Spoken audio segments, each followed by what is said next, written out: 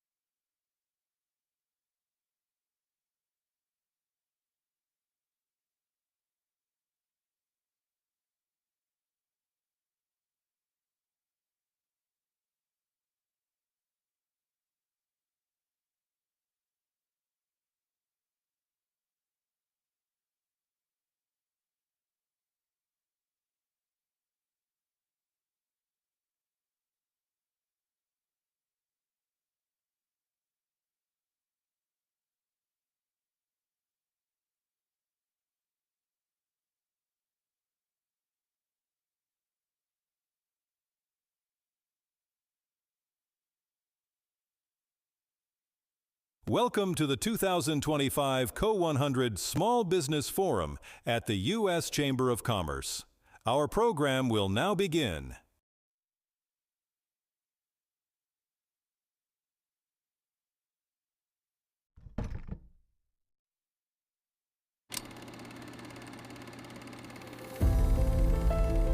At the turn of the 20th century, America was a land of limitless possibility.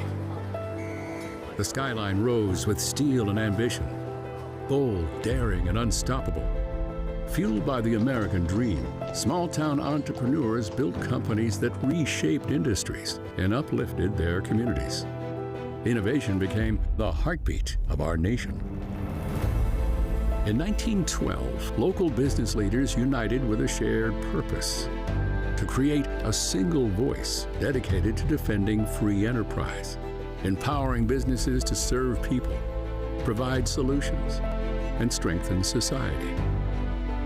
That voice became the U.S. Chamber of Commerce, committed to advancing economic freedom and opportunity for every American.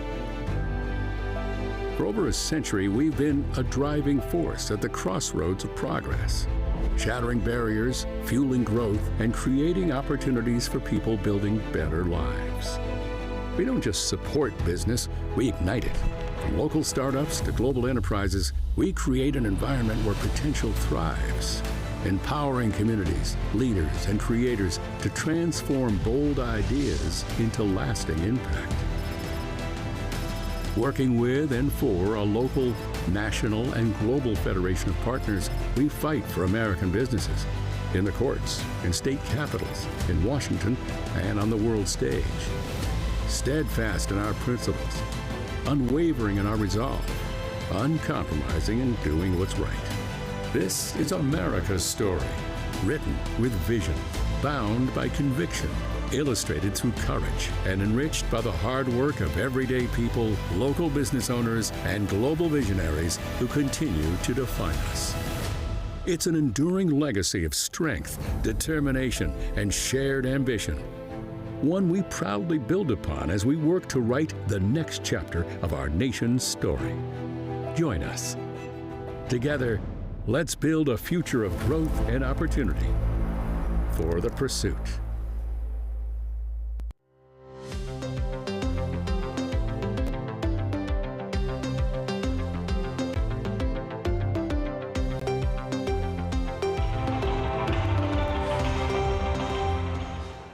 Hi everybody, welcome, good morning. Welcome to our 2025 Small Business Forum. I'm so excited that you're here. This morning we will be joined by some amazing small business experts, so I hope you're as excited as I am. But before we do that, I just wanted to say a couple of thank yous. First, thanks to our events team, Darren Makoff and Nicole Rose in particular, who really have done a spectacular job with the last few days in this forum today.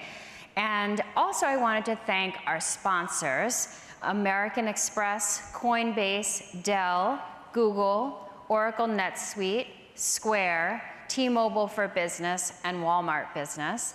But I want to just say not only thank you to those companies, but thank you to the people who work for those companies that are in the room today, who are real people who are here and worked really hard on making this happen because they believe in the work we do here at the U.S. Chamber, but even more importantly, they believe in you and the work that you do. And it was really, they went back to their companies and said, this is important and we want to recognize those people. So I just want to say thank you to them because that's real work that people are doing.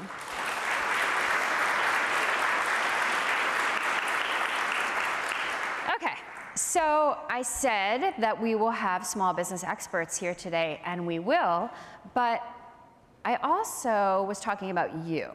Because the people in this room right now and the people watching at home, you're the real small business experts. Each one of you here is an expert at running a business, creating jobs, and contributing to your local economy and our national economy. Individually, you are impressive. Together, you are a powerful community of innovators and leaders who inspires everyone who hopes to do what you've done and start their own business someday. I hope you'll take this opportunity today to network with each other and to learn from each other. Now, this is the culmination of a 3-day event where we named and recognized our Co-100. So I'd like to recognize those people now. The Co-100 is an exceptional group of small businesses from across the country who are with us today. In fact, if you are a member of the 2025 Co-100, and I know there's some 2024 Co-100 members here too, could you just stand up for a second? I'd like to all just recognize you.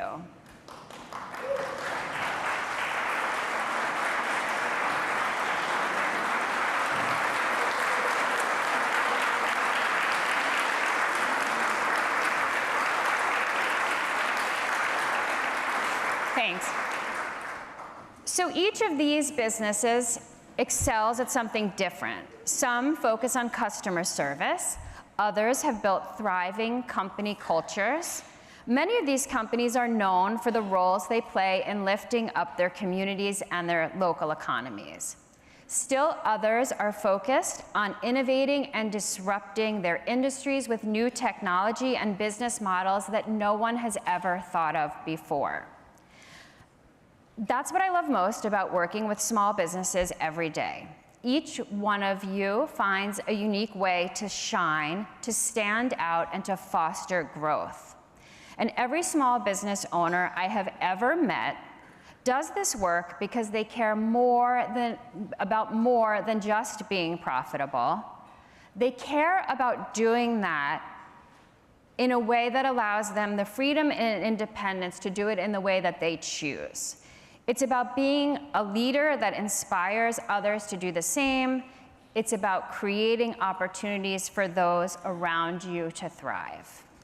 So that's why we're all here today, to talk about that and how you're going to do more of that. We want to get better at what we do and continue to strive for greatness in every aspect of what it means to run your business. So speaking of greatness, last night we named our top small business for 2025, and that company is really a standout in so many ways. In addition to being in business for more than 30 years, this company continues to grow through methodical planning, hiring, and nurturing of its employees, while focusing on providing customer service that goes above and beyond. No matter what industry you're in, I think we can learn a lot from this incredible company. So please join me in welcoming our Co-100 top small business for 2025, Dwayne Myers of Dynamic Automotive based in Frederick, Maryland.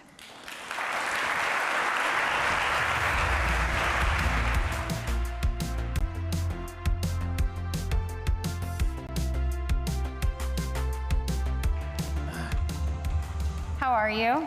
I'm wonderful. What an exciting night. I know, now I'm wondering why I had you sit so close to me, but I think it would have been weird, so we're good. So Dwayne, congratulations. Tell the audience what your business does. Technically, Dynamic Automotive does automotive repair and maintenance, but as I said, we help our customers and our communities grow and thrive. Now, what does that mean? How do you do that? Sure. Well, we have two taglines. One of them is where customers become friends, which was given to us by a customer. A newer one, we redid our mission, vision, values about 5 years ago, and I went around to our team as we rolled them out, and I told them, I said, I want you all to be proud of what you do, who you are, and you make so much more of a difference than just fix their cars. And they're like, well, what do you mean? I'm like, you give them safety, security, the ability to have a better job, be able to go to a sporting event with their kids. So we had keep lives moving forward is what we do with our customers and our communities, because it's much more. We just do it through fixing cars, but that's what we do. You know, so it's interesting because you applied to the Co-100 as an enduring business, but really, you could have entered in a number of categories. You could have entered in the customer service category. You could have entered in the customer culture category, which is part of the reason we chose you, because I feel like you exemplified all of those things. So let's talk about the customer service piece. You say that you know, where customers become friends. What does that mean? Like, can you just give an example of a real life example of how you might treat a customer differently than maybe your competition? Okay. Well, I look at it like we don't have competition. We're our own competition, but we take time. That's the one thing we have and we sell is our time and our expertise. I encourage our team to take a minute, to take 5 minutes. You see a car come in that has a soccer team on it and your kids in soccer, talk to them about that. Make that personal connection. We're in an industry, we're dealing with usually the second biggest expense they ever have, which is a vehicle over their home. There's trust issues, and I figure the best way to build trust is to build a rapport and relationship, and we want our team to do that. Take the time. We may not be the most efficient because of that, but I think the net outcome of that pays off, because it's not, do I really need this? Is this what's best for me in my car? Sure, yeah, and I feel like going to get your car fixed is not where you expect to be delighted by customer service. So. Most people fear going there of what we take. It's like going to the doctor. What are they going to tell me I need today? You got to have those talks. You have to, but why not make it a little more enjoyable? That's what we love about it. Fixing cars is good. I've always enjoyed that, but I really enjoy the relationships that we build. It lets us walk away from a bad day and say we helped 100 people today with something that was really, when their car is broke and they're stranded, that's a big deal. Yeah, yeah. One of the things I think that makes your company unique is the way you address the need to attract, train, and retain employees in an industry where you need skilled employees who know how to fix a car. I imagine that no matter what business everybody here in the audience is in, they have the same challenges. They need to attract and retain employees. So can you tell us you have a unique program for that? Yeah, we started 9 years ago, 2 apprenticeship programs, a high school version and a after high school version, because you can be any age to learn. And we started it because people had lost interest in our industry. It's hard for a young person to want to work on cars when they can't touch them anymore. When I grew up, I could work on my own car. You can't touch a car today and be safe doing it. So we created some programs and put a lot of structure in there that basically they knew their path, what they were going to do for the next 3 years, and they came out exceptional. Far ahead in what they would have been if they weren't in the program, and it started filling our pipeline of young talent. But what we also learned from that was that if we have a structured career path for someone that's just starting the industry, why don't we have one throughout the industry, even for a small business? Like, how do we do that? Well, we started finding out what our team's goals were, 1, 3, and 5 year goals, and then creating career paths to customize it. It's not perfect every time, but I tell you, it's really helped with attracting more experienced people, not just the young, and then the retention. When you develop your team and your people, they stay with you. It's more than money. They feel that they're a part of something. Yeah. So you didn't start this company, but you started this company as a part-time employee making minimum wage, right? Yeah. After you served in the military.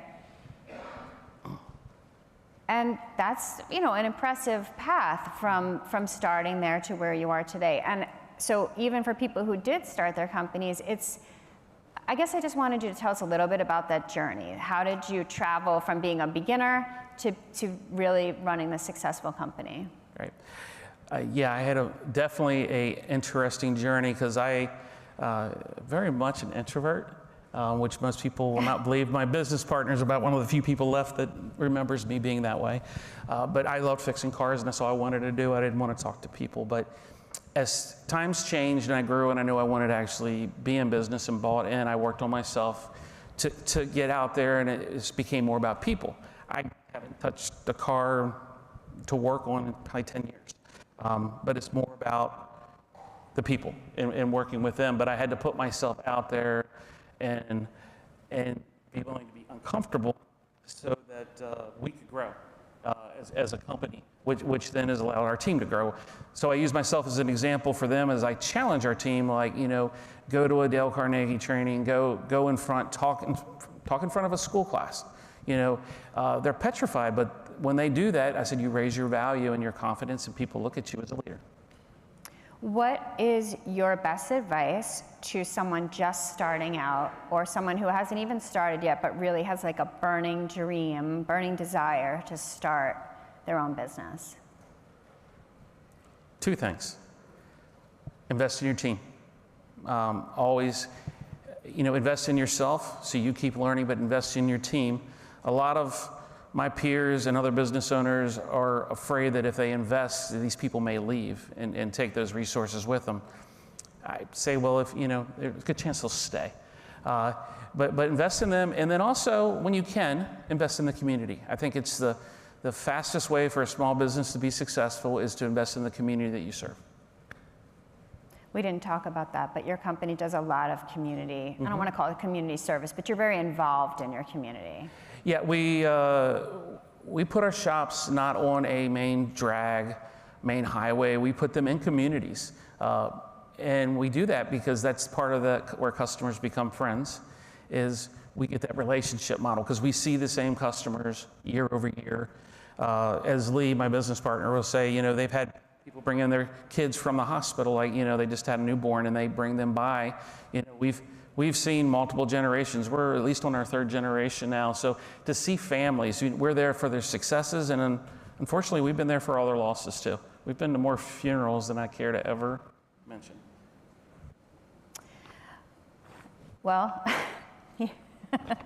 thank you so much. It was really a pleasure, and we really look forward to working with you throughout the year. So everyone, please join me in congratulating Dwayne and Dynamic Automotive. Thank you. Thank you so much. You can go right this way. Yep. Thank you.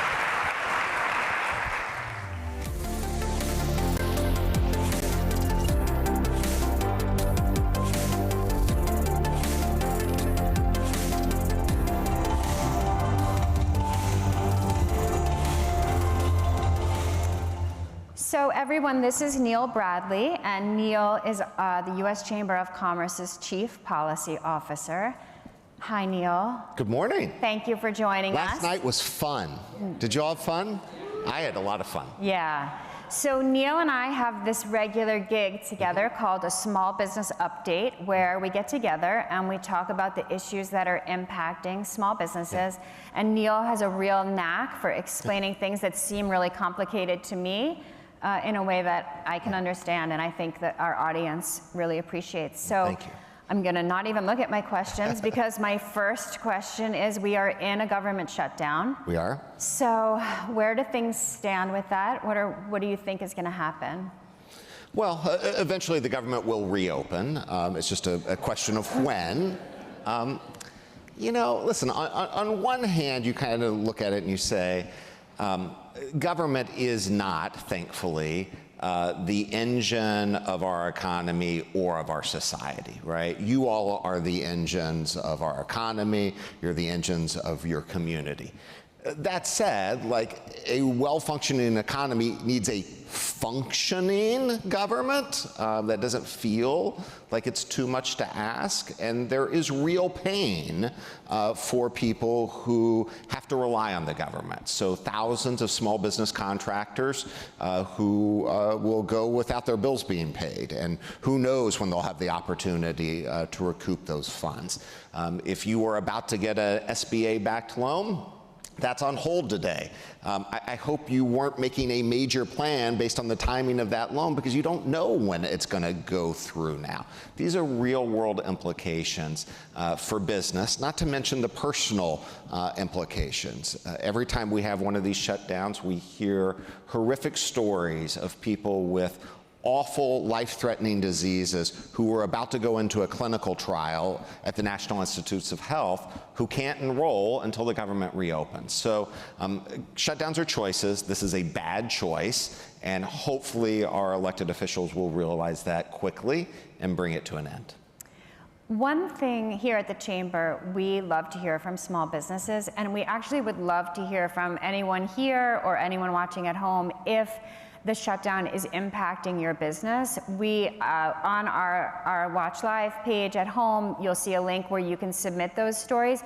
And to everyone here, we'll also be sending an email after this event where you can tell us your stories. We'd really like to hear how it's impacting your business. Yeah. And those stories make a difference. Like, if you want to know what moves policymakers or elected officials to compromise, it's when they hear the real world impacts of how their decisions are causing, or in this case, indecision, is causing harm, and it makes a real difference, and so those stories are super helpful. Yeah.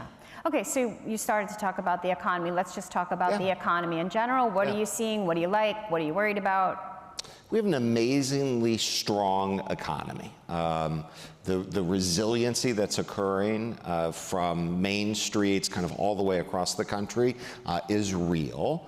I think from our perspective at the Chamber, it's not that we're worried about a recession. That seems not in the cards today. That's a good thing. I think what worries us is that we think we could be growing even stronger, that we could have an economy that's growing, above 3% a year, and instead we're going to grow at like 2%. And that's a big difference between 2 and 3%, and it's a big difference in terms of opportunities for businesses to grow. It's a big difference in terms of how we can lift wages. And so when we think of the economy, we think the private sector is doing a pretty good job. We're making lots of investments. The government is helping in some places. I think the tax bill, for example, is a place where it's helped, but it's hurting in other places. Tariffs, uncertainty, things like government shutdowns, just keep holding us back from our real potential. You talked about tariffs. Taxes. Tariffs are taxes. Oh. They are taxes. Yes, so, sorry. So, but can we talk about tariffs? Sure, of course. So where do things stand? I've sort of lost track of what's happening with tariffs. Yeah, so let's rewind to the beginning of the year. The beginning of the year, for all the things that we import into the United States, and by the way, a lot of people think of the things that we import as a finished good that you buy in a store. That's true, there are a lot of those, but actually a majority of the things that we import are things that we use to make things here in America. So it's the ingredient that you need for, let's say, coffee. We don't really grow a lot of coffee in the United States. We grow some, but not near enough to meet our demand. That's an ingredient that goes into it. Or it's a particular part that you need in manufacturing. At the beginning of the year, our tariff rates were about 2 to 3% on average of the value of the good.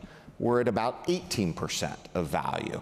That works out to about a $600 billion tax increase on the economy.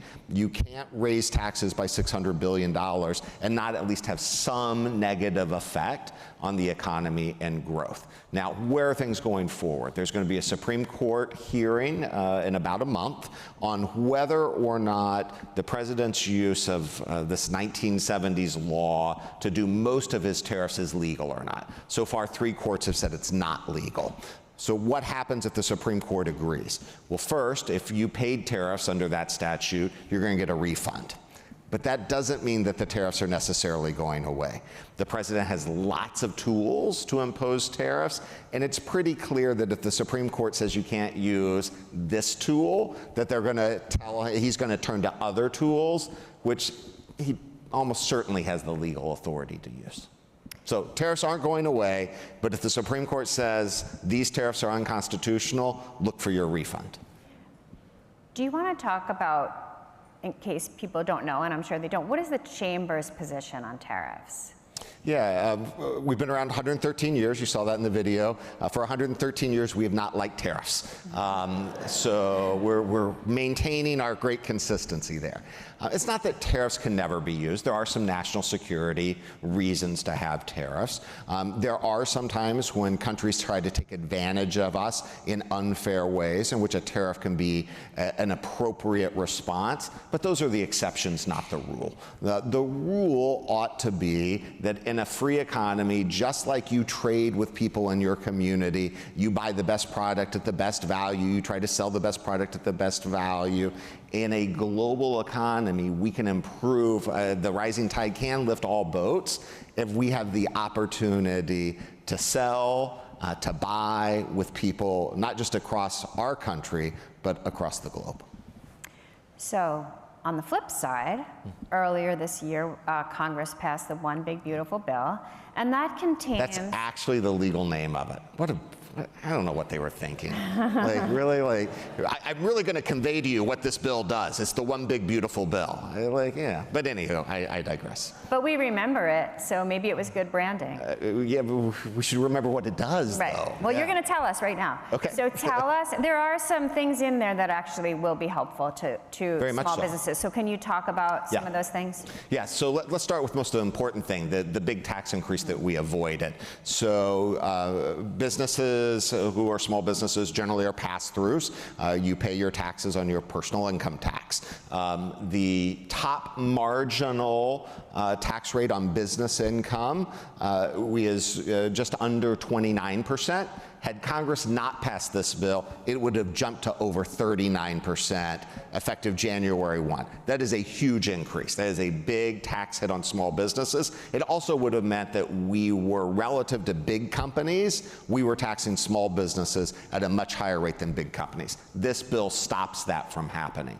Perhaps the most important thing from a growth perspective is if you're making investments in your business, you're buying a new truck, you're buying a new machine, you have new office equipment, your ability to completely write off 100% of those expenses in the year in which they occur, and in addition, your ability to write off 100% of your research and development expenses in the year in which they occur is made permanent under this bill. In other words, there's no longer a tax on investing in your business, which means that businesses are freer to invest, and that investment leads to growth.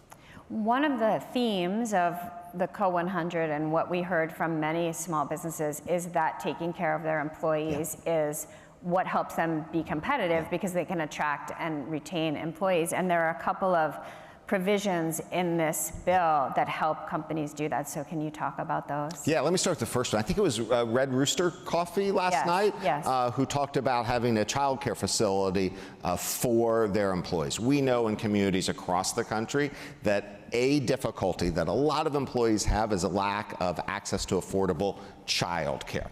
One of the things that this bill does is says if you're an employer and you're making investments in the child care accessibility for your employees, the federal government's going to give you a tax credit of above 50% if you're actually a small business for those costs. Now, for most small businesses, you still look at it and you say, yeah, but we're not big enough on our own to have a child care facility, et cetera. What this bill does is says you can actually partner with other businesses in your community. You can all contribute to expanding child care accessibility. You can hire a third party, a child care provider, to actually do that for you so that you don't have to do it yourself, and you can still get the tax benefit. And so we're already hearing about local communities where businesses are getting together and saying, hey, if we all contribute, we can help get this child care facility doubled in size, or we can create a new one, and it's going to be cheaper for us to do it because of this federal tax credit. Yeah. I just want to let the audience know I'm going to ask Neil a couple more questions, but then we're going to come to you if you have questions for him. So start thinking about what those are, and when I let you know, you can raise your hand and one of our mic runners will come to you. So I wanted to talk about immigration. You know, a lot of businesses rely on immigrants as employees. Can you tell us what's happening with immigration and where you think things are going?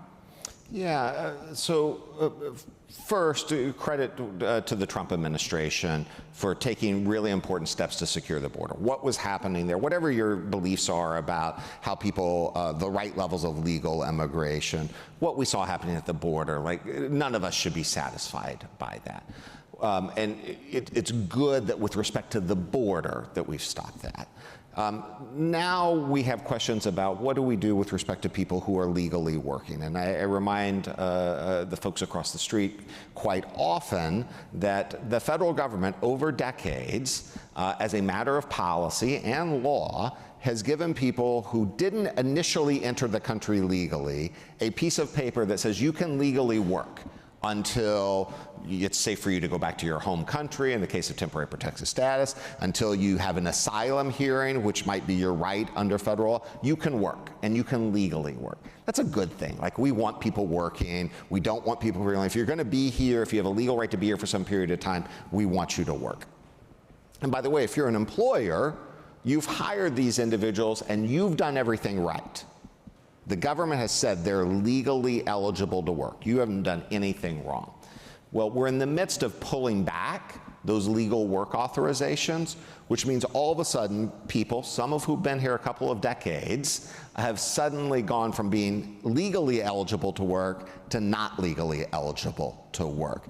That means that we don't have a lot of people that the economy needs in order to grow. And so we're very much talking with Republicans and Democrats on Capitol Hill. For years, they've said, yes, we want to increase legal immigration. We want to make it easier for people to come here and contribute to our economy, but we got to do something about the border first. Something's been done about the border. Now let's finish the job and talk about how we make it easier for people to come here to legally work and contribute to our economy. Okay, one more from me, and then Please. we'll go to the audience. So yesterday, members of our Co-100 participated in an AI training with an instructor from Google, and it was really amazing. People were super engaged with it, and you and I have been talking about how AI is going to help small businesses grow and deal with hiring issues and filling roles and be more productive. So can you just talk a little bit about what you're seeing in terms of how businesses are using AI? One of the things I love about my job is I get to talk to businesses of all sizes across industries. I get to talk with small businesses like yours, get to talk to really big businesses. And the fun thing for me when I'm talking to some of the big businesses and they ask about what are you optimistic about, I almost always say AI and the productivity.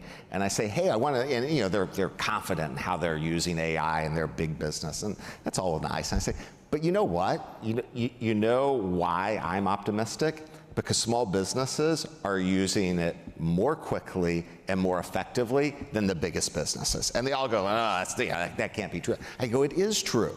Our data, our research shows 58% of small businesses self-report they're using generative AI. The first time we did that poll 3 years ago, I've said this publicly, I didn't believe the results. It was 23%. That can't be true. Sat down with a group of small businesses, like half the hands in the room went up. I started asking them how they're using it. You all are being way more inventive than big businesses. Even at the chamber, we have lots of rules about how we use AI, and we're using it, and we think of ourselves as inventive.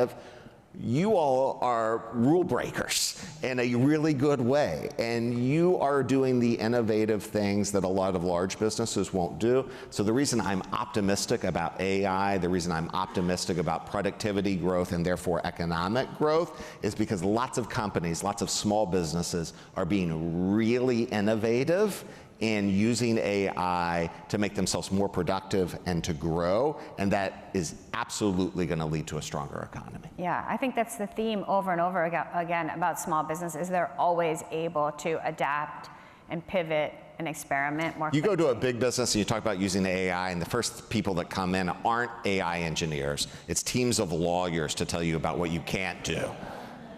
I don't suspect any of you are bringing teams of lawyers in to talk about what you can't do. Yeah. All right, let's go to some audience questions. If you have one, raise your hand, and Kevin or Maureen will get to you.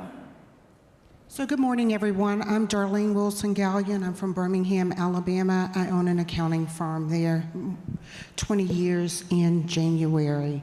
So my question is regarding immigration, and because you spoke to that, in terms of the border itself has already been protected, but then we also have to do something about what's happening with those that are here, and technically here legally to the degree in which they are working. So we know that there's a great impact today It's not tomorrow. I mean, our farmers and those that are working in these areas that rely on immigrants to do the work is not only hurting the input of the work, which is the farming side of things, the worker, it is also affecting the end user, which is the consumer. So when do we have a resolution, and what are the next steps to a resolution regarding immigration? Because this has been, not just in this administration, but over several administrations, an issue and a concern. Well, first, you're exactly right. The impacts are being felt today. It's not just in the farm community or in construction or in hospitality. It's talking to a small manufacturer. Everyone had a legal work authorization, but about 10% of the small manufacturer's workforce didn't originally enter the country legally, had gotten a legal work authorization, and now might be forced to leave. That's a huge impact if you're a small manufacturer. What's going to make a difference? This is going to take Congress. They're not really great at doing the basics at the moment, keeping the government open. So we're going to have to push them. The U.S. Chamber, you all, back home in our communities, we're going to have to push them by telling the story that their inability or refusal to get something done on legal immigration is holding us back. By the way, I don't think it has to be one big complicated bill. I think that we can address things like ag workers independently. I think we can address H-2B, seasonal workers. I think we can do something for construction and dairy. I think we can do something to expand high-skilled. The important thing is that we just start doing something, because until we start doing something, we're going to be stuck with this really large problem. Any other questions? Oh. Hello. This is Ayça with Newman Blinds. I am one of CEO 100. I came to United States under E1 visa. Again, my comment is going to be about the immigration. And in E1 visa, more than 50% of your goods needs to come from the country that you're coming from. And after some time, we had an extension on the visa. But even if you have to be related with the country that you're bringing the goods from, in the extension of 2 years, I couldn't travel to the country that I have to bring the products from. So that was a really very tough time for me, because I couldn't attend to any exhibitions, any shows. I didn't go to visit any companies in the country that I need to bring more products from. That was a really challenging time for me, that 2 years during that extension. I believe there needs to be a little bit adjustment, at least according to the visa that you're carrying. I just wanted to give my thought about this. I believe in E1 visa especially, there need to be made some adjustment for people to be more comfortable going back and forth to their countries, instead of being prisonized in this position and not being able to travel. Could not agree more. Thank you. All of us who enjoy food or cultural aspects from around the world, well, how does that occur? It occurs because we have people who have emigrated from those countries, who trade with those countries, who introduce us to all of our favorite global cuisines or products, and that makes us richer as a country. You know, we never say this during these interviews, but I think we should say this. Each of you has these stories about these issues that are impacting you.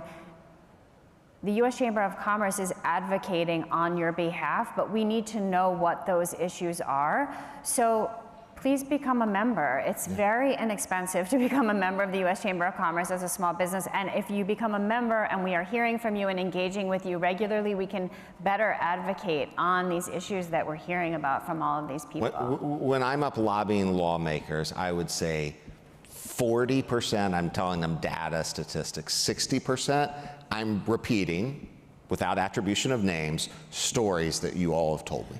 Yeah, so think about membership, please. We are almost out of time, but I want to take one question, but I would love it if it was a non-immigration question, only so that we can, so a quick question from someone. Yeah. Hey, good morning. I'm Renata Spinks. I'm the former Chief Information Security Officer of the Marine Corps, so I have a cyber question. Excellent.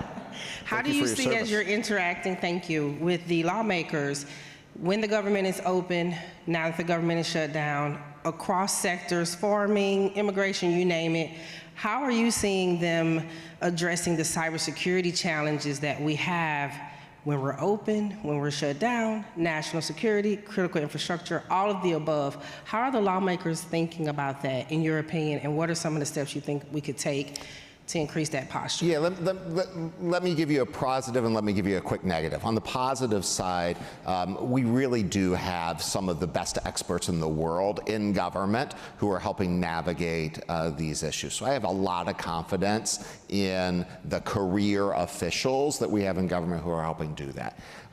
The negative is that government can't do it alone. Right? And so the systems, the vulnerabilities, so much of it is in the private sector. And for a number of years now, we've tried to emphasize the importance of public and private collaboration on this. That the private sector can't handle this in its own silo, government can't either. And we have some people who are raising questions about that level of cooperation and suggesting that maybe we shouldn't incentivize that level of cooperation. A provision that actually protected private-public sector cooperation just expired. We have to reset that conversation. We have to get those things back because we're not going to prevent these attacks unless we're working on it together. All right, that is all we have time for. I thank you so much. Please help me in thanking Neil. Thank you.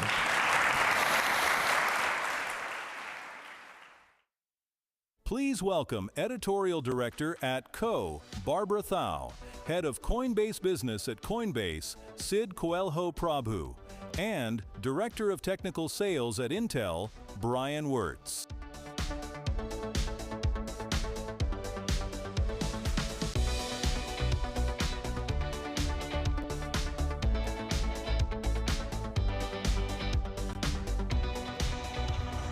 Hello, what a lovely audience. Thank you for being here. Thank you for being here. So here's what's exciting about this moment. The survey says 9 out of 10 small businesses, just like all of you guys in this audience, are leveling the playing field with big enterprise companies like never before. So you guys are the little engines that could, and you should give yourself a hand.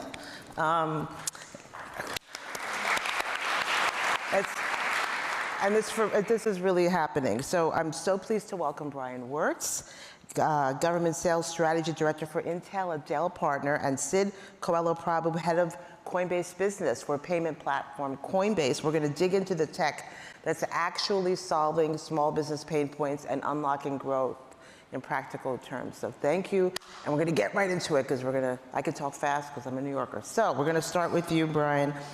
From the macro perspective, what tech trend would you say is fueling business success? So that would have been unthinkable for small businesses just 5 years ago.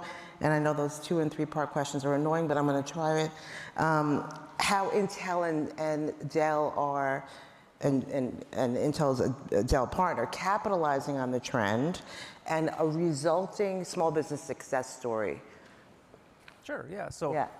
So you know, Intel and Dell, I mean, as far as technology goes, I think everyone's heard this a lot in the past 2 years, and artificial intelligence is obviously the disruptor out there, right? And that really is bringing the ability for businesses of any size to innovate and to compete with corporations of any size, right? And both Intel and Dell are really focused on bringing that technology everywhere, right? So it's artificial intelligence, but where does that happen? I know that's a big term. There's a lot of, what does that mean? How do I really get started with AI? And I'll give you kind of 2 ways that this can go, just for people's education on what AI means. So one of the ways is on the back side of things, on the back end. There's a lot of AI being embedded into things like laptops. Okay, that wasn't there a few years ago. Well, what does that mean? Well, that means that laptops now can help self-diagnose repair. It's easier to deploy technology. It's easier to repair technology. This means that for companies that maybe have a small to no IT employees, those devices are easier to manage, okay, which is a big deal to everybody, right? That's on the backside. People mostly think about AI on the front end, right? With ChatGPT kind of being the first interaction a lot of people have had with what we think of artificial intelligence today. That technology is being embedded everywhere, right? I'll give you an example of how this works. So And one example of how AI is used by small businesses, so Intel's worked with a bakery, a small business bakery, and what they did was they used generative AI to help with their social media campaigns, right? They used to have a company that they would contract with to send out their tweets, to set up their social media, to send out emailers, right? They can generate all that content now directly with the help of AI. So this is now freeing up their employees to focus on the core business. Right, so anytime that we can help move the focus from dealing with technology to dealing with your own business and technology as a tool, that's a win for Intel. So that's really how we view technology helping democratize, bring technology to small businesses, enable you to do what you need to do, and technology as a tool, not a tool to deal with, a tool to help you get your job done. I love that. So it's really, content creation, cost saving, as well as operational cost savings, right? Just big ticket stuff that's going to be less expensive and more productive. And it seems like we're shifting gears a lot, but it's not really shifting gears a lot. So today, this really surprised me, and I'm curious what you guys think. 1 in 5 small businesses are using some kind of cryptocurrency in their business, and I will be honest and say it was fuzzy for me what that means. So let's demystify that, like precisely what it is, and the most important thing to say about how small businesses are leveraging the technology to address key pain points and grow, and then if there's a quick example of an ROI. Yeah, totally. So, that's what I'm here to do, to demystify, right? I know crypto is like a very, exotic concept for a lot of folks. So let me just explain. First, just to address your first point, we are seeing tremendous adoption. It's in the last couple of years, we've seen vertical adoption of crypto by businesses, and really specifically it's for payments, like businesses using crypto for payments, and specifically using stable coins.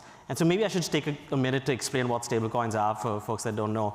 So if you go back around 6 or 7 years, I work at Coinbase. We partnered with another company called Circle, and we took $1, a traditional US dollar, we put it in a bank, and then we issued a coin against it. So $1 in the bank, and then 1 coin against that, 1-to-1 backing. That coin is sitting on the blockchain. And now the value you unlock from doing that is that coin now is free from all of the middlemen, the payment networks, the fees, and it's now moving at internet speed. And so what I mean by that is you can send that dollar anywhere in the world for under 1 cent in fees in under 1 second. And you can literally, it's the same whether you're sending it to someone in Texas or you're sending it to someone in Tanzania. It takes the same amount of time, same amount of fees. That's huge for payments, right? So if you think about every business here is probably dealing with high payment acceptance fees. With having to, you probably hire global talent, you hire someone in Argentina and you need to pay them. So you're dealing with 2 or 3 days of doing the wire, waiting for it to settle. That person is waiting for their payments. It could be a vendor somewhere else. And so if you take your money and you make it fast, global, and free, that's like an instant cost change. It changes your cost structure. It lets you serve more markets, serve more customers, source from different places in the world. And so as a result of that, this coin that we launched 6 or 7 years ago, along with Circle, we call it USDC or USD coin. There's also other coins like it out there. There's $300 billion now in just 6 years, a new product, $300 billion out there. And a lot of it is driven by businesses basically saying, look, this is better, faster money for me. I'm going to switch to using this. And it's accessible for small businesses. I think that's maybe not always so relevant, so prevalent, so clear. So back to you, Brian, about, there was all these startup programs, there's been tons of them, and big businesses helping small businesses. I'm curious about, Intel has been collaborating with Dell on Dell for Startups, which is free, but that's important to know. What's an example of a key return on investment from that program that comes to mind? Sure, yeah. So I think a lot of people maybe haven't looked or don't realize that everybody in the room, from an Intel or Dell perspective, is a commercial enterprise, right? Of any size, that's what we consider a commercial versus a consumer customer. So we have resources available. You mentioned one of those programs. So Dell business partnerships really is the program that we have. And what that unlocks, okay, so free to use for everybody.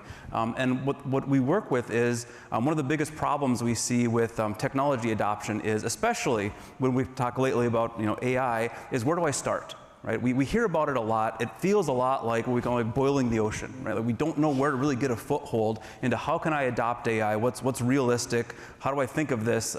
We don't want to use AI just for calling ourselves using AI, okay?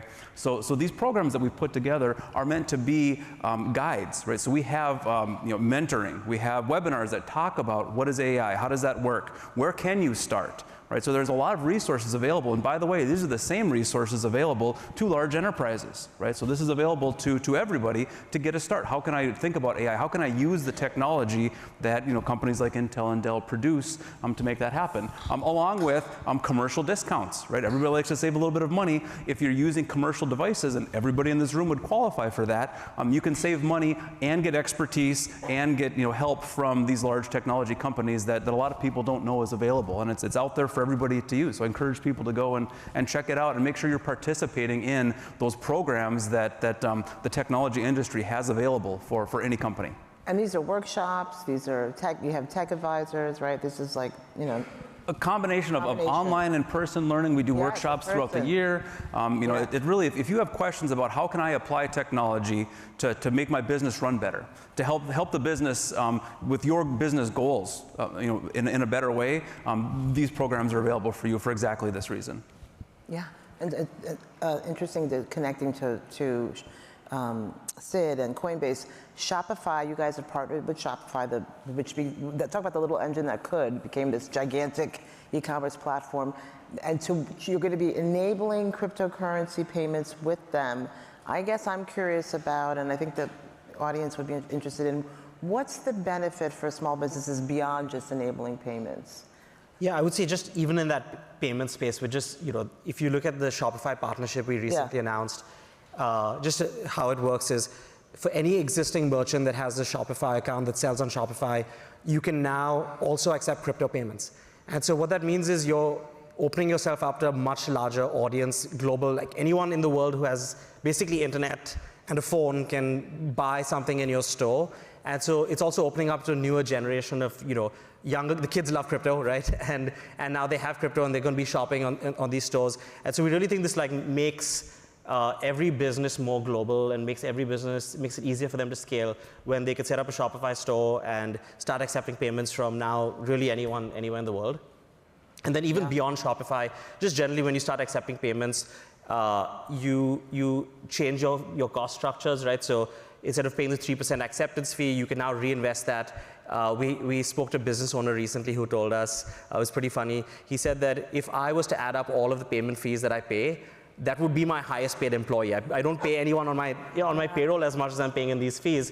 And so you could, as a business owner, you could take that money and now reinvest it in your growth, right? And also you can hire global talent. There's just so much, when you think about growing your business, being able to do it with this new technology, I think it just really empowers and enables that. And it feels like there's something happening where younger consumers, and as younger consumers become a bigger part of the buying public, there is that inclination, toward crypto that maybe old folks like myself, that's another story. Okay, so I'm curious about, in the time we have left, Brian, just sort of from your view, what's one of the big challenges that you're seeing in the small business community that Intel and Dell are solving for?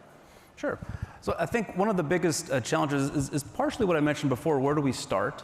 Right? How do I use technology? But really, beyond that, once people understand kind of what the new technologies are doing out there, how is that actually helping my business, right? And that's something that really everybody can just think about is, hey, there's a lot of new technology. It's great. Things evolve very quickly from what I would call science project to real application, right? And we saw that with the prevalence of things like generative AI, right? It started with people being able to generate pictures of cats doing weird things, right? Okay, great, that's funny, that's interesting, but it's not really practical, right? Well, that quickly evolved into using those same tools to now help generate a marketing campaign for my business. You can use the same technology, the same platform to do that. You can do it more easily, you can do it in a secure way, you can do it in a way that really helps your business grow quickly, right? It really helps you save time and save money. And that's really something that I think is front and center for Intel. Anytime that we can get technology out of the way, right? It's not about the technology, it's about your business. And that's laser focused that we have at Intel, right? Technology is a tool. It's not an end in itself, it is a tool for you all to use. And if we can make that tool as transparent as possible, then that's success for us. Right, transparent and invisible, right? Isn't that some famous quote? It should be invisible technology. Absolutely. And okay, so quickly said, Coinbase launched Coinbase for Business this year. What kind of traction are you seeing from that program among small businesses? Yeah, it's been so great. Whenever you launch a new business, you're seeing the way of product market fit, is there interest in it, it's a new technology. And in fact, we're getting more customers than we can even onboard in a timely manner, because it's just the demand has been so strong. It's not just, we're seeing a mix of there's a bunch of obviously there's space startups, crypto startups, AI startups. There's a lot of the early adopters there.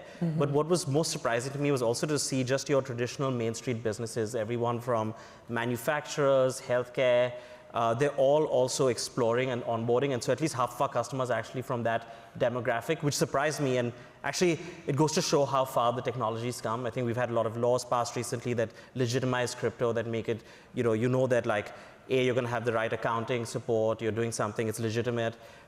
It's also, people are seeing a very real pain point being solved around fees. I've talked about that a bunch. So it's lowering fees. So if we have to say in two, what's the big benefit of the program, crypto business? Is it lower payment fees? Honestly, I think that's the big lower payment fees and global footprint. As businesses scale internationally.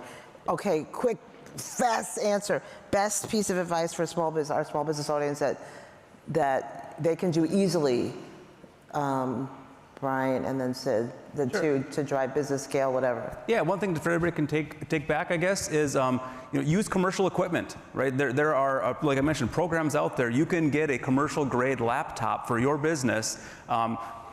Anybody can get those, right? It is not just for large companies.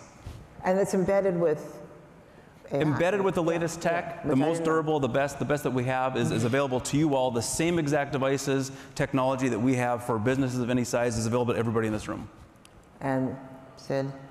For me, well, I'll give you a quick, almost a hack, right? Most people don't know this. I've talked about payments a lot, but on Coinbase, with this USDC coin that we have, we're able to give customers 4.1% rewards on their balances. And so, most people, if you have a business bank, they have a minimum amount before they'll give you 1%, and then you have a minimum amount that you've got to reach. You've got lockups on CDs. Whereas we could just give you no limits, no minimums, 4.1% on your cash. And so that's pretty, it's a great opportunity. So that's something you can do very easily. Just so a big savings on transaction, right? Just your balances. Your balances. Every business stores cash, and this is a good way to make it work for you. Oh my God, we're over. We could keep talking. Thank you so much to Brian and Sid, and thank you, audience.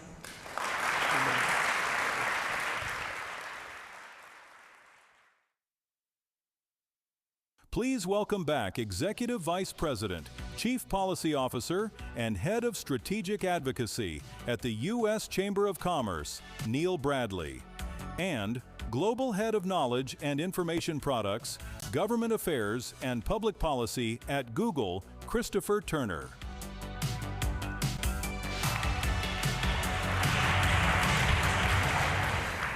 All right, Chris, you are the Global Head of Knowledge and Information Products at one of the, if not the world's leading information technology company. So what does that mean? Yeah, it's a mouthful, right? The easiest way to think about my gig is I look after medium to long-term strategy for Google's ads, search, maps, wallet, payments, and consumer-facing AI products. So all the things that all of us use, right? All the things. To be more efficient, right? And the great thing about Google is you serve individuals, families, but businesses, big, 100%. Small. We're gathered here today with a bunch of small businesses.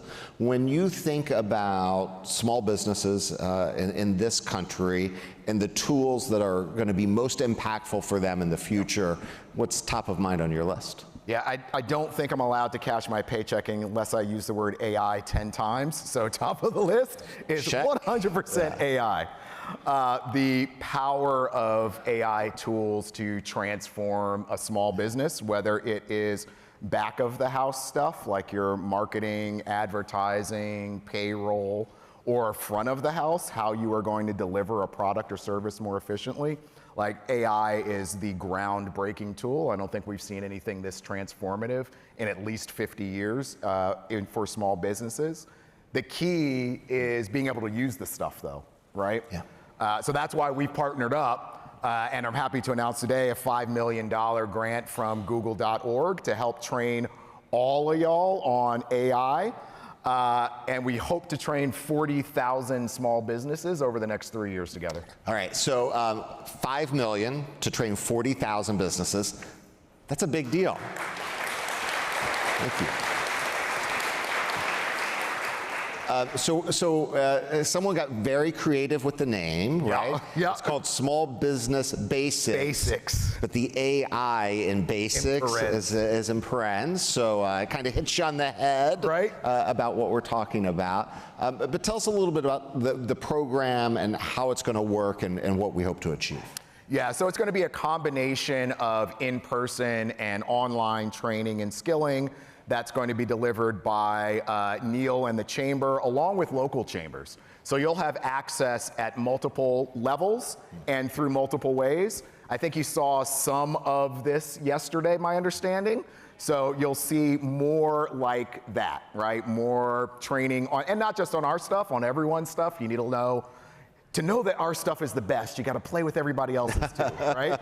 So you'll get to play with everyone's stuff and figure out how it best impacts your business like that, with a goal of y'all becoming more efficient on the front end, on the back end, having new ideas for service delivery on the front end. I think it is the biggest thing that you can do is figure out how to use this stuff, and we're here to help. And the Chamber's here to help. Yeah, so, sometimes these two technologies can be like intimidating, right? Yep. I don't have a tech background. I know the job that I'm doing, or I'm running a small business. I know what my business does. You're introducing all this tech stuff, and there's I'll just say it for myself. Sometimes there's a little bit of fear, right? Like, what's the barrier to entry here for me as an individual to be able to learn and participate in these courses? Is tech background required here? Are there barriers to entry? Like, do I have to go to get 101 before I can come to your master class? How's this work? Yeah, no, there are no barriers to entry. It's very much a vibe versus like hardcore coding. You'll be able to pick it up and figure it out relatively easy. The thing for the next couple of years is exposure to playing with the tools. Little secret, Neil and I went to undergrad together. Not to date us, but when we were in I thought we weren't going to share any of those stories, but okay. But when we were in undergrad, that was sort of the start of folks using email for businesses and having laptops that you issued by work that you could take home, right? When Neil and I hit the workforce, I don't know what your experience was, but my experience was I became the go-to person in the office because I knew how email worked and I knew how to get you on the internet, right? Yeah. That's the moment we're at with AI, right? It's that simple. Do you know how to turn the tool on? Do you know how to enter in a prompt? That's the level of knowledge we're at for you to be a superstar with your customers, for your kids to be superstars when they go to school or enter the workforce.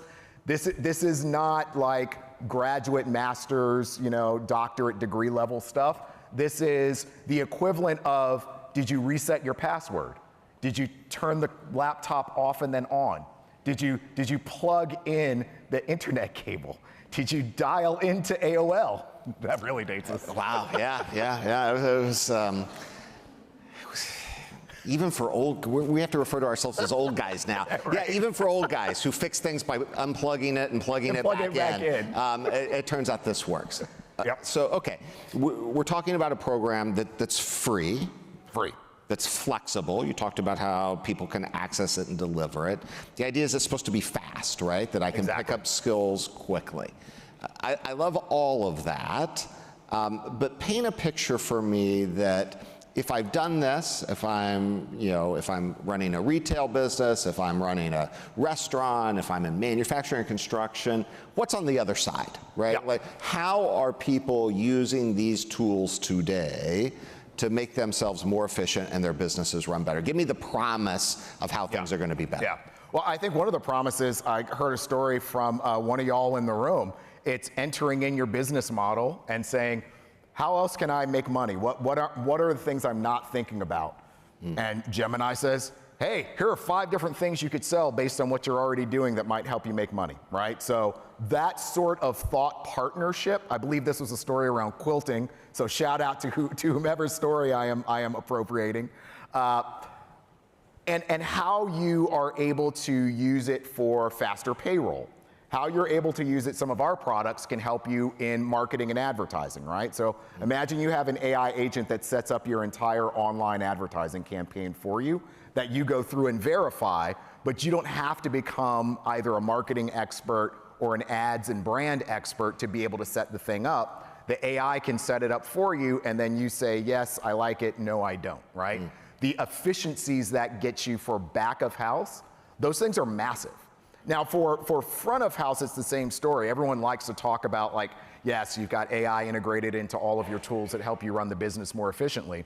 But there are also opportunities. We've been working with a small business in Memphis to help the city of Memphis identify potholes, right? So every vehicle in the city of Memphis has a camera on it. The garbage trucks, the cop cars, the city vehicles, right? So they're all picking up images all over the place. We found a small business that said, hey, you know what? Like, can we use those images and train the AI to identify what's a pothole? So when you're driving around, a feed can go back into the city of all the potholes in the city. So you aren't just anchoring on the neighbor that calls most frequently and yells the loudest about the pothole, but you've got a whole index of them in addition to their severity, and now you can dispatch, right? That's a small business doing that. So what you're describing is actually new business opportunities. 100%. So on one hand, you have efficiency, you have the ability to like galvanize on your screen experts from around the world. Yep. On the other hand, you have new things that are being created. In the same way, that we saw the internet and delivery systems create opportunity for retail that never existed 100%. before. When you and I were in college, my mom's business was a screen printing business. Yep. And her market was the town of Sapulpa, Oklahoma. Yep. That was it. It was the town of Sapulpa. It was a good market. It was great, but the possibility of selling beyond that was just not something that you could do. The internet changed all of that and your ability to sell. This is similarly creating new markets for people and services? 100%. There is no industry that people in this room are involved in where AI as a tool isn't going to either create a new delivery system or an entirely new offering, which again is why we're supporting y'all playing with these tools and seeing what magic you come up with. That example I gave in Memphis, I've got like 1,000 examples, half of which I've forgotten, from around the world on helping farmers identify plagues of locusts, helping nonprofits identify dropouts at John Jay College, helping engineers identify lead pipes in Michigan, like et cetera, et cetera, et cetera, et cetera. All of those things, at least for now, Google's not getting in the lead pipe removal business, the pothole business, or any of the other things I just Tomorrow maybe, but tomorrow, not today. but not today, not today. So all of those are opportunities for small and medium-sized businesses to use the technology to create something new and fix problems that have been intransigent for 100 years. Like, that's the power of this tool. But I always caution, even though I'm the tech guy, it's a tool. So for everyone in the room, don't just run out and slather AI on everything you do and think you've done something. You haven't. How are you using the tool to achieve your end, right? The end isn't AI. The end is solving a problem. creating a new product or service. Like that's the end. Anchor to that, and then plug AI in where it's actually useful to drive efficiencies or create an entirely new product. Yeah. So a lot of the national debate about AI, when you pick up the paper, you turn on TV, is the destructive nature that it could have for current jobs. Right. And that matters not just because we care about jobs and employment as a society, but it's actually driving a lot of the public policy conversations where policymakers want to limit the use of AI in insurance rate quotes or certain decision makings or things that we've traditionally understood might have more human involvement in it. That's predicated on the idea that we're right about vast numbers of jobs going away and nothing else replacing them. Yeah. You spent a lot of time studying this. What's your view of that? Is that right? Since 1945, 85% of the jobs that Americans are currently doing did not exist. Did not exist in 1945. Yeah. What that tells you is that everyone's job is going to change. Some jobs are going to go away, and more jobs are going to be created. And the key in all of it, learning how to use this stuff, right? Like that's the magic right now. As I said before, we're in the, did you reset your password? And did you call your dial-in service? Like that is what we need right now. So when the next jobs come, everyone is comfortable using this tool, because some of the jobs are just going to change because you're going to have to use AI in your job, right? But I tend to focus on the practical. There's a lot of awesome stuff going on with AI, don't get me wrong. There's actually a treatment for liver cancer that was developed using artificial intelligence that's currently in the FDA for trials right now, right? Wow. That's awesome. Yeah. That's like the big stuff that's sitting on the table, and why governments need to not screw it up in the regulation so we can still have those outcomes that we couldn't reach before, right? But it's the practical stuff too, right? Like today you can fix potholes faster. Yeah. You can help kids stay in school by identifying folks that are going to drop out early. You can help flag plagues of locusts. You can help identify wildfires that are smaller than the size of this room when they start and predict which way they're going to spread.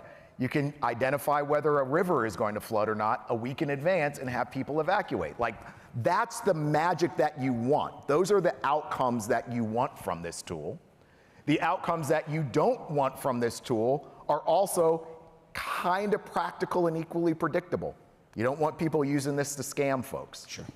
You don't want bad foreign actors using this to attack countries or citizens, right?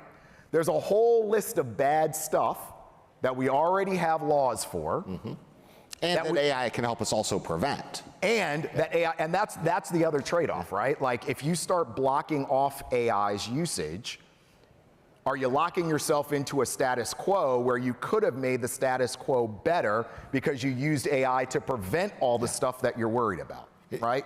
That's where we're at. I want to get back in the moment that we have, like the practical, because I love your focus on the practicality. If I'm a small business owner today, is it right that the greater risk is obsolescence for my business because I didn't figure out how to use AI, or disruption from the AI itself? Your greatest risk is your competitor figuring out how to use this stuff faster than you. That is where your disruption is right now, right?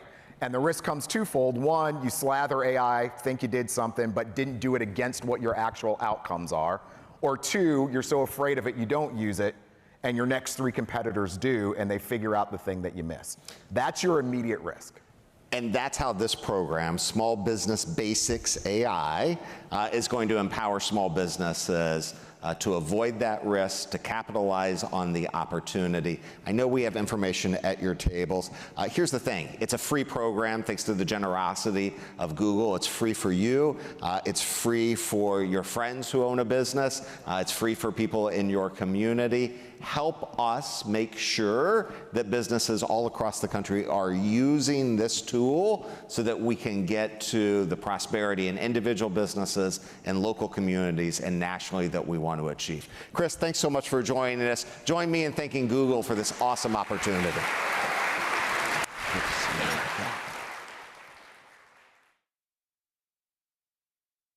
Please welcome the President.